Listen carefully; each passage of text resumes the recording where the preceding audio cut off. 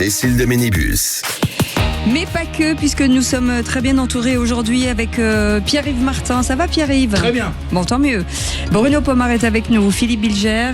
Et ce numéro de téléphone que vous connaissez déjà par cœur. D'ailleurs, je vais vous appeler un jour au hasard en disant c'est quoi le numéro de téléphone de Sud Radio ? Eh bien, je vous le répète. 0826 300 300. Et c'est Aude qui est au bout du fil. Et tout de suite, ce sont les Seuls contre tous avec Philippe David. Les vraies voix Sud Radio. Seuls contre tous. Et Philippe David, il va falloir qu'il vous convainque. Ah non, moi j'ai pas de seul contre tous. Non, je sais, mais il va falloir qu'il vous... Ah oui, oui. Pierre-Yves Martin, ils ont du boulot. La SNCF ne semble pas comprendre ce que vivent ses clients. Oui, c'est ce que je me disais. En fait, j'ai la chance, ou la malchance, non, j'ai la chance de pouvoir circuler en France depuis une vingtaine d'années, de prendre le TGV quasi quotidiennement. Et ce que j'observe au quotidien m'a particulièrement étonné la semaine dernière. Puisque la semaine dernière, nous étions en pleine canicule et nous étions bloqués. Là, en l'occurrence, c'était Gare Montparnasse, mais cette situation s'est déclinée un peu partout en France, avec des informations et un sens de la communication absolument étonnant. On est donc en fin de journée et l'ensemble de la gare était rempli de personnes, de clients, ça s'appelle des clients, qui attendaient leur train et qui étaient retardés. Et vous savez, ce système de communication qui consiste à dire il y a 10 minutes de retard, et puis quand les 10 minutes sont passées, finalement il y a 20 minutes de retard, et puis on attend que les 20 minutes passent pour dire il y a 40 minutes, et puis après il y a 1h30, etc. etc. Et j'observais le regard, l'expression de visage de l'ensemble des clients, des gens dans des situations professionnelles, familiales, personnelles, etc. Et je sentais une fatigue aiguisée. Et je ne voyais personne de la SNCF. Il y a quelques années, je me souviens, du temps de Guillaume Pépi, il avait mis en place des petites équipes de personnel SNCF qui circulaient dans les gares pour rassurer, pour donner de l'information, etc. Là, rien du tout. Avec des blousons rouges. Exactement. Et en fait, ça m'a vraiment agacé parce que la communication est toujours pas un sujet qui est maîtrisé. Qu'il y ait des problèmes mécaniques par temps de canicule, je le comprends. Qu'il y ait des sujets d'organisation, il y en a toujours eu, bref. Mais sur la communication, je vois pas pourquoi, dans cette organisation, personne ne soit capable de dire, voilà, il y a tel sujet, il y a tel problème, il y aura tel retard, et on vous prévient en anticiper, et ne pas attendre, parce que ça impose au client final un ressenti d'irrespect. Et dans le train, dans les TGV, quand vous êtes dans les bars TGV, vous avez un petit panneau sur le respect que chaque client doit avoir vis-à-vis du personnel, qui est complètement légitime, en rappelant les références de loi et de texte. Mais en fait, dans le sens inverse, je me suis dit, mais pourquoi il y a ce manque de respect visible, en tout cas ressenti par les clients, qui sont fatigués de voir cette organisation sans communication, avec des informations qui sont par SMS, B par mail et C sur l'application Connect. Donc je crois qu'il y a un vrai sujet. Je commence vraiment à être agacé parce que on nous a souvent parlé de problèmes de synchronisation des systèmes d'information, de culture de communication pas assez développée, etc. Ça fait 20 ans qu'on nous dit ça. Je pense que maintenant il faudrait faire avancer les choses. Le problème de votre seul contre tous, mon cher Pierre-Yves, c'est que vous êtes tous d'accord avec moi. Non, c'est que votre expérience est singulière. Moi, j'ai pas du tout la même. Je veux dire simplement, je prends le train tous les jours, oui, en fait, c'est ça. Mais j'en doute pas. Non, mais que la SNCF ait des problèmes de communication et ne soit pas toujours parfaitement efficace dans les nouvelles qu'elle doit donner, c'est sûr. Mais je pense qu'il y a eu de grands progrès sur le plan de l'information du client. Et je n'ai pas la même expérience que vous. Moi, je pense que Pierre-Yves est un peu chafouin aujourd'hui. On l'a vu déjà tout à l'heure avec Chabi Fusil. Chafouin. C'est ça ? Ouais. Enfin, par exemple. Non, moi, je trouve que tu es un petit peu dur à l'égard de la SNCF, d'autant que tu le prends, comme le disait Philippe Bilger, tous les jours. Ouais. Moi, je le prends assez souvent. Je trouve que les services s'est vachement amélioré à la SNCF. Lorsqu'on voit ce qui s'est passé, ce que tu as expliqué la semaine dernière, c'est ça, hein. Mercredi soir, Gare Montparnasse. Je dis pas que les choses se sont pas améliorées. T'as vu les chaleurs, t'as vu tout ce qui se passe, hein. C'est-à-dire les rails qui surchauffent, j'entends bien. Les systèmes qui saturent. Que personne dans cette organisation se dise on va juste donner une communication en temps réel et pas attendre. Il y a un côté je maîtrise pas le sujet et j'ai pas envie de prendre en compte le sujet. Philippe David, je pense que tu es un peu dur. Dans les vraies voix pour parler de la France, il y a quelques jours, on a eu beaucoup d'appels pour parler des problèmes des usagers avec la SNCF. Ouais. Mais moi, le problème de la SNCF, c'est qu'elle a un monopole sur 90% des lignes. Ouais. Donc que les clients soient bien traités ou maltraités, ils s'en foutent de toute façon, vous n'avez pas le choix. pouvez pas prendre une autre compagnie. Si, les Italiens, excusez-moi. Si. Enfin, sur un Paris-Toulouse, vous l'avez pas. Hein. Non, Oui, sur un Paris-Rennes, vous l'avez pas. Hein. Sur un Paris-Strasbourg, vous l'avez pas. Trajets, mais Il n'y a qu'une seule ligne. C'est pour le moment, c'est Paris-Marseille via Lyon ou Avignon ou Aix-en-Provence. Donc c'est une ligne en France, d'accord. Il y a peut-être une ou deux autres, mais peu importe. Et le souci, c'est que quand on n'a pas de concurrence, en général, on a un sens du client qui est beaucoup moins important, parce que de toute façon le client. Alors attendez, excusez-moi. Non. Moi j'ai. Vous permettez. Moi je l'ai pris beaucoup quand mes parents n'avaient pas. Attends, mais il y a plus longtemps. Non, il y a plus de 50, il y a plus de 40 ans, 50 ans quand mes parents n'avaient pas de voiture. Mais je peux vous dire que on avait. Je peux en placer une. On avait encore des wagons restaurants où on mangeait comme au restaurant, c'était bon. On était assis, on était servi. Il y avait un confort, il y avait une sécurité, il y avait tout ça. Oui. Avant la guerre, oui, c'est. Écoutez, permettez-moi de vous dire que ça me manque. Arrêtez de délirer. Mais on délire pas. Non, il y a eu une période. Mais vous plaisantez, vous faites un pari.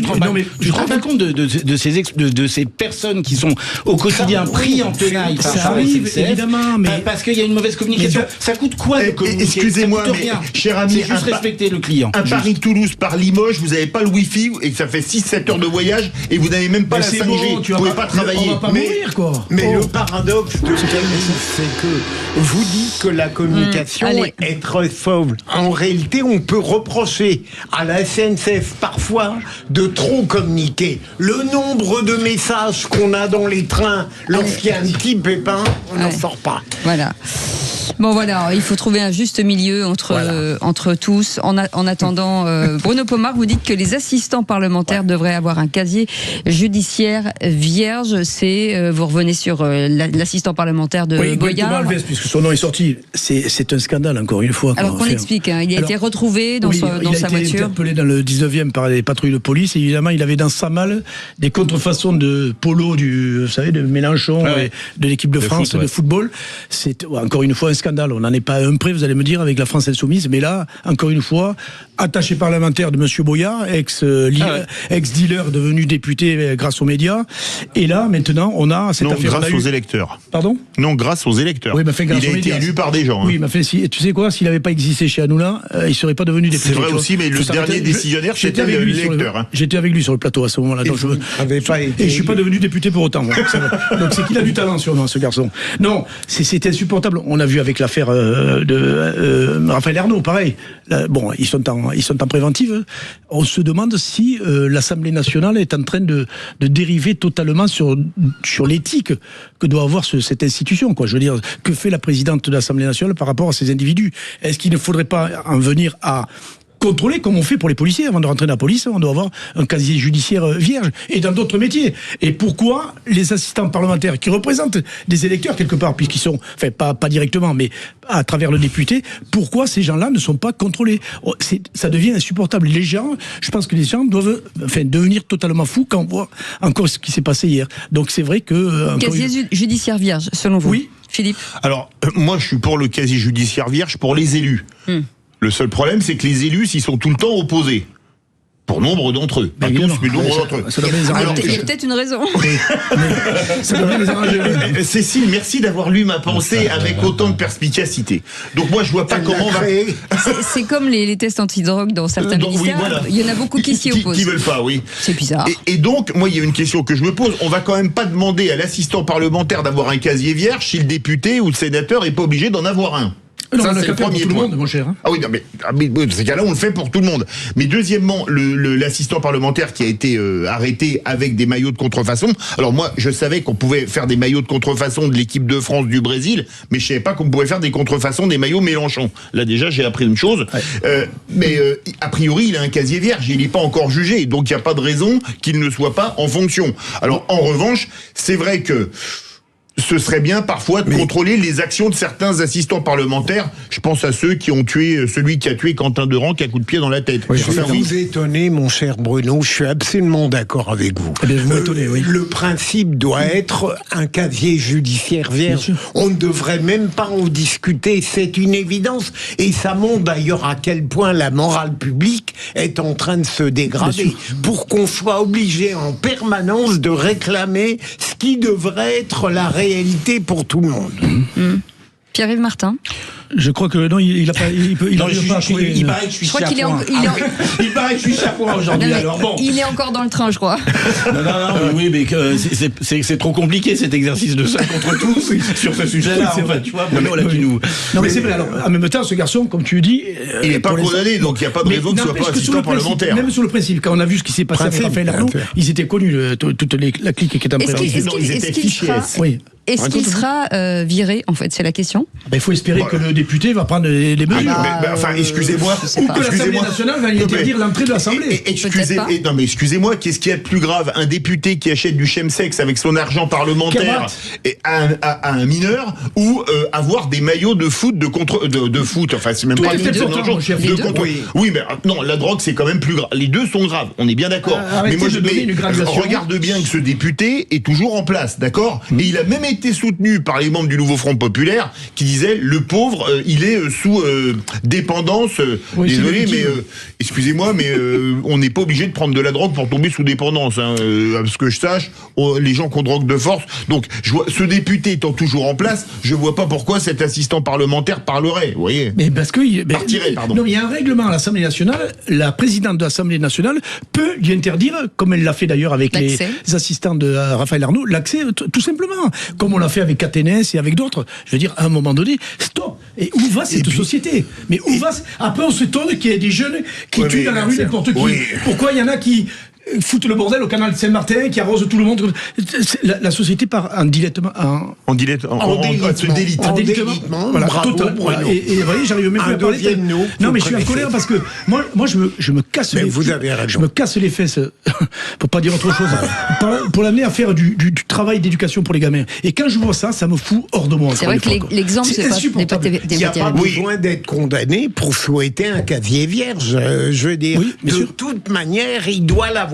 Alors ensuite, les députés, on verra. Non, Pierre-Yves, je suis d'accord. Il est remonté comme une pendule. Je pense qu'il a été vexé tout à l'heure. Je ne dis plus rien. C'est le principe. C'est pas totalement péjoratif. Il vous reste une minute. Allez-y, Pierre-Yves. Non, mais je suis d'accord. Enfin, voilà, c'est un sujet qui... en fait, la question, c'est comment ça se fait, puisqu'on est dans une phase électorale, préélectorale, comment ça se fait que ça soit pas l'opinion publique qui exige que les députés, les différents élus, enfin les personnes qui se présentent aux élections, présentent une virginité en matière judiciaire. Et c'est ça. Et quelque part, ça veut dire que nous, citoyens, on a lâché le truc. Non, mais vous savez, moi, je me méfie. Non, mais je pense que certains n'ont pas très envie de se faire traiter de facho, parce que dès que vous faites une proposition... C'est pas du tout vous qui êtes ciblé, mon cher Bruno. Vous êtes quelqu'un d'honnête que j'apprécie totalement. Mais moi, je me méfie souvent des donneurs de leçons de morale, parce que je me rappelle le politologue qui donnait le plus de leçons de morale sur tous les plateaux de télé et dans tous les studios de radio, il s'appelait Olivier Duhamel. Vous voyez, je l'ai interviewé, mais il vous faisait la leçon de morale, mais limite, vous êtes limite quelqu'un